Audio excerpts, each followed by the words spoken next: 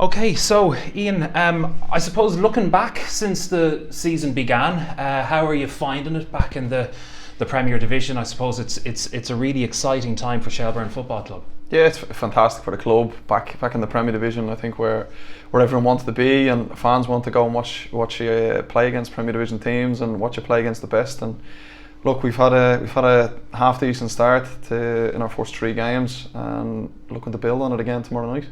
And I suppose, like going back as early as the first game against Cork, and the sheer amount of fans that had travelled down to see you guys, and the eruptions of celebrations and videos that had come up that somebody's wedding was interrupted by somebody showing them that you had scored against them late on. I mean, that comes to show I suppose the level of excitement, having been in the First Division for so long, that you finally managed to get there and back up into the Premier, and that obviously the intention is that you're going to stay there. Yeah, that's the goal.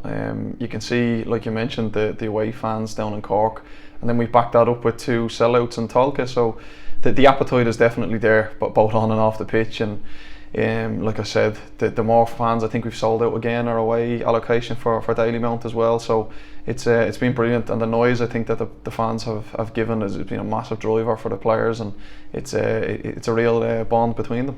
You've had a Dublin derby under your belt already so far this season against St Patrick's Athletic. How much do you think that'll sort of help you ease into this week and another derby? I think it builds confidence and it builds momentum. With the three games we've had, I think us coming back up and players are getting themselves back in the mind frame in Premier Division football, and having the results and the performances, more importantly, that we've had, it gives confidence, and it breeds confidence, and it gives us that belief going into every game that we can win. And from your point of view as manager, I mean, has there there's probably minor things here and there that have changed, but is there anything sort of major that's changed in terms of, I don't know, maybe approach or anything like that into how you approach this new division?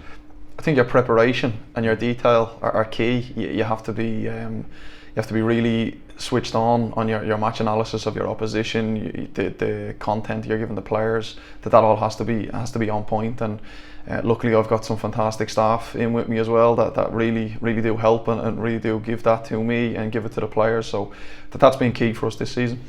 Reigniting, I suppose, a rivalry against Bohemians will be obviously top of the order this week in the league. Last season there was the disappointment, obviously, for you guys in terms of losing in the FAI Cup. Has that been spoken about at all this week, or is it just forget about it and get to Dalymount and?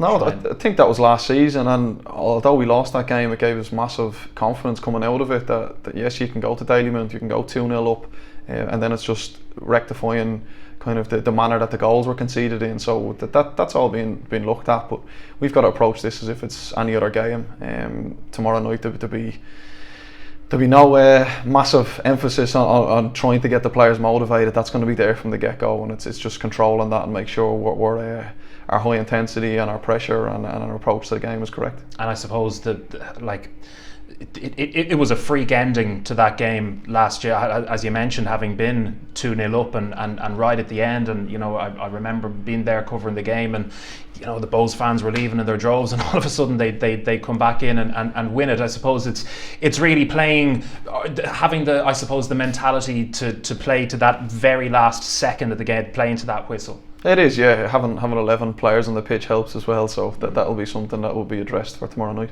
And I suppose then, the fixtures, they come, thick and fast for you guys. You'll have to go to Shamrock Rovers, Cork City. You have a game at home there in Tolka Park.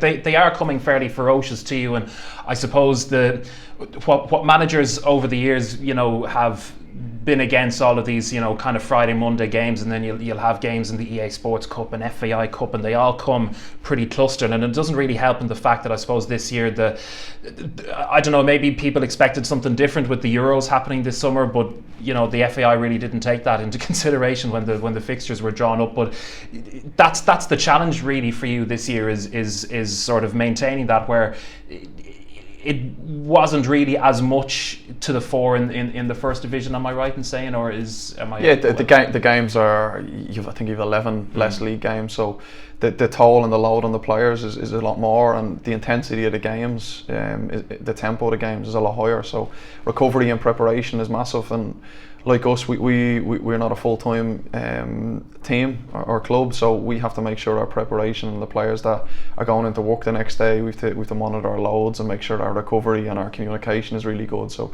that's looking if we have a fantastic medical and fitness team that oversee all that.